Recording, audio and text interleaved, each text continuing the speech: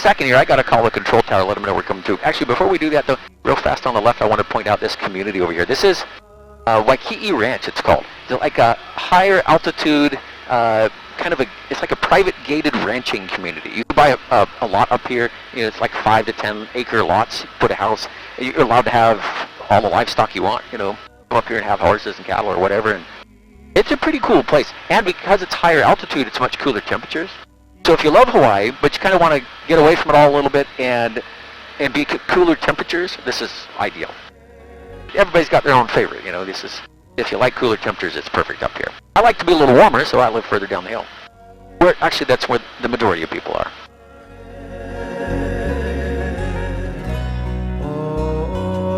Now, let me make those radio calls, and I'll be back with you just 1 second.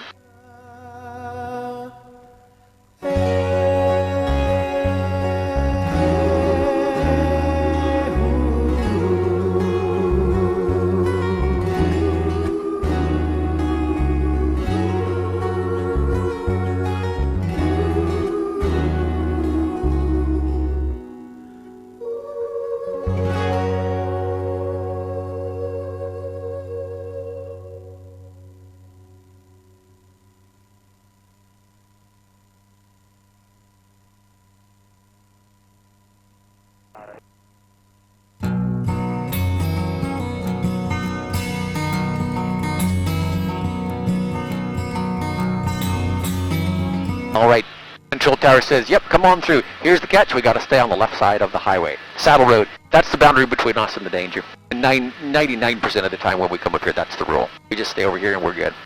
Every once in a while, though, they'll tell us, oh, you know, we're not doing anything today, feel free to go wherever you want. That's pretty rare, though.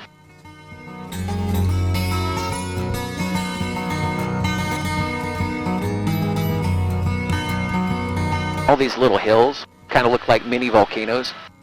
In Hawaii, we call them pu'us, P-U'-U.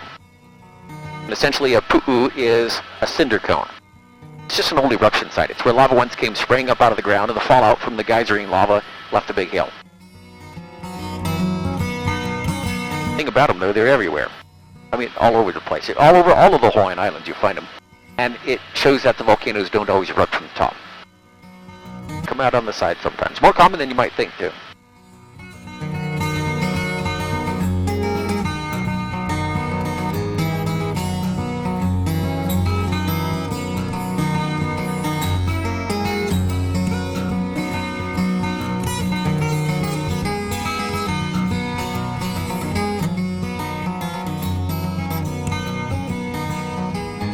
Well, much higher altitude, 7,100 feet. Still climbing just a little bit. Outside air temperature now is down to 52, 53 roughly. A lot cooler up here than it is down there.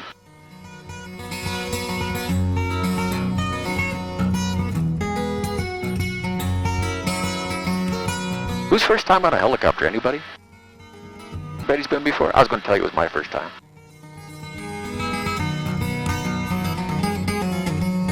Oh, I love it. It's a great way to get around. I mean, you know, it's nice, easy to get spoiled doing this. And the more you do it, the more comfortable it becomes. Like, I don't even want to drive my car anymore. I feel safer up here than I do in my car. After a while, I start feeling that way. Start realizing there's way less things to go wrong up here. I mean, not zero, obviously, but just a lot less. What are you going to run into? I can turn around and talk to you, and it's okay, you know?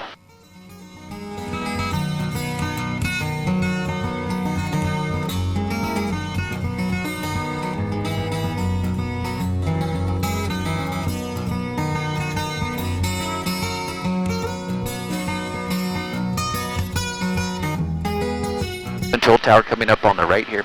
Well, the airport, of course. That's where the control tower is we were talking to. So, mostly the aircraft, when you see them here, they're coming over from Oahu. They're not based here. Actually, really, there's no troops based here permanently. They come over from Oahu and this is where they do their live fire training. So they just switch out different groups all the time. And they do everything out here. I've seen artillery fire. I've seen the Apaches out shooting with their rockets and guns. Sometimes the convoys going out, and most of the time you don't even see what they're doing because they're out there shooting their guns. You'd never know.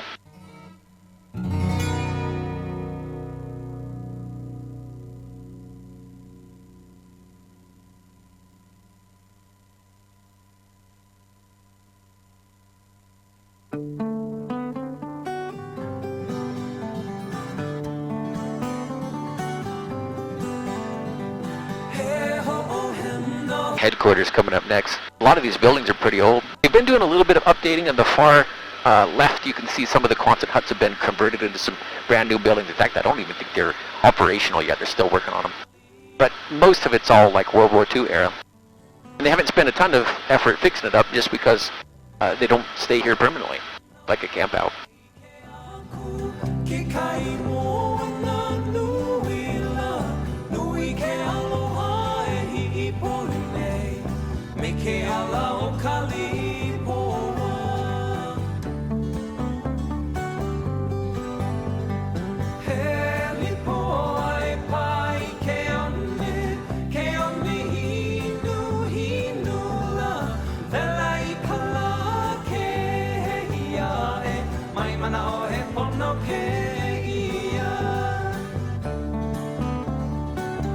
Mauna Kea campground, that's called, on the right.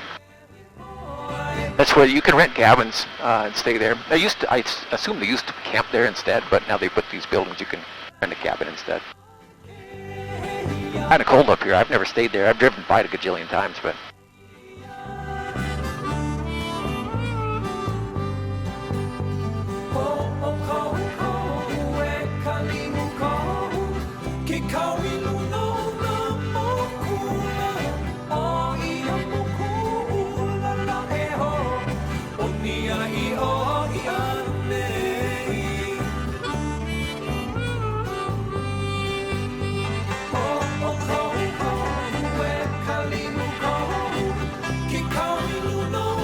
There'd be an airplane passing us slightly on the right and high, be coming by us any minute above. A little Cirrus airplane. He's going out to see the volcano as well, but he's faster than we are, so he's going to pass us.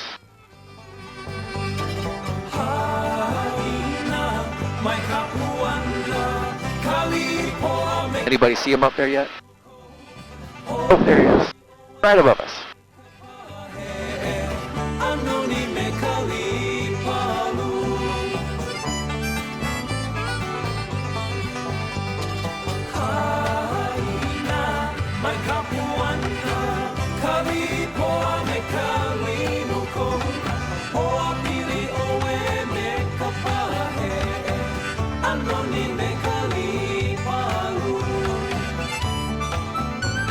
Yeah, he's quite a bit faster than we are. We're already going over like about 110 miles an hour almost right now, but he's probably going 160, 170 maybe. Doesn't feel like it though, does it? It feels so slow up here.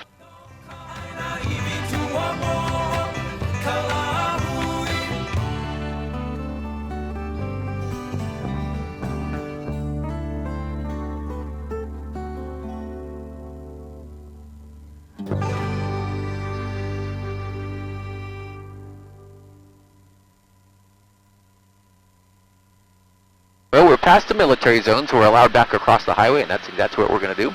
Head over kind of toward the slopes of Mauna Loa. You can see which of these two volcanoes very distinctly is more active. Look at all the lava flows. Different textures and colors to the lava. So generally the darker the color, the more recent the lava flow. But it also depends a little bit on the texture type, and there are two major texture types. This first stuff, kind of more smooth, that's called pahoehoe lava. But in contrast, stuff behind it, a lot more abrasive, kind of looks like somebody took a rototiller and tore it up. That's called lava. Same kind of lava we had at the heliport when we left. Difference between the two, it's all about temperature of the lava in its final moving moments. So if it's extra hot, when it comes to a stop, it's more fluid, more smooth. But if it's kind of cooled down a little bit too much yet still moving, it gets all kind of torn up into shreds and chunks and boulders and semi-solidified. It just ends up a whole different texture, the lava. And between the two, typically the has a darker appearance.